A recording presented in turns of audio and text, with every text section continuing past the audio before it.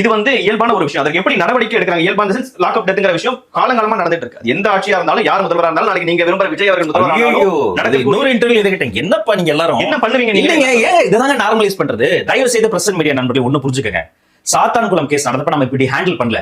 அப்ப சொன்னமா எம்ஜிஆர் காலத்தையும் இப்படிதான் நடந்தது, கலைஞர் காலத்தையும் இப்படிதான் நடந்தது, நாளைக்கு ஸ்டாலின் வந்தாலும் இதை தடுத்து வரலான்னு கேட்டோமா? அன்னைக்கு போராட்டம் பண்ணீங்க இல்ல, கையில இதே பிளக்கார்ட குடிச்சீங்க இல்ல சார்? ஒரு நீங்க கேள்விக்கு ஒரு 30 செகண்ட் எடுத்த பதிலுக்கு ஒரு 30 செகண்ட் அனுமதிங்க. சாத்தான்குளம் கேஸ்ல வந்த பிஹேவியரிசம், அஜித்குமார் கேஸ்ல வர பிஹேவியரிசம், ஐ அம் குவெஸ்சனிங் திஸ். யார் வந்தாலும் லாக்அப் டெத் நடக்கக்கூடாது சார். இல்ல சார், நடக்கக்கூடாதுல. அப்ப இந்த விஷயத்துல பேசுங்க சார். இந்த அஜித்குமார் விஷயத்துக்கு வந்தோடனே 2வது நாள் முதல்வரே போறாரு, அல்ல தலையிடுறாரு, ரொம்ப சுதந்திரமா இந்த விஷயங்கள் விசாரணை நடக்கணும், சிபிஐக்கு மாத்துறாரு. இந்த விஷயங்கள்லாம் நடுவில் எதுவுமே நடக்கலையா சார்? வலிப்புடைய மரணம் சொல்லியா சார்?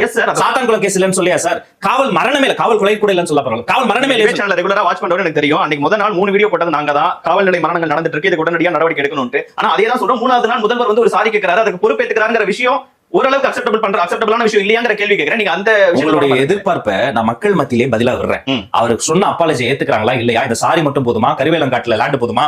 90 கிலோமீட்டர் அந்த ஒரு வேலை போதுமா? அதை விமர்சனம் பண்ணா இவனுக்கு கலெக்டர் வேலையான்னு கேட்கறது நியாயமாங்கிற பதில நான் மக்கள் மத்தியே விடுறேன்.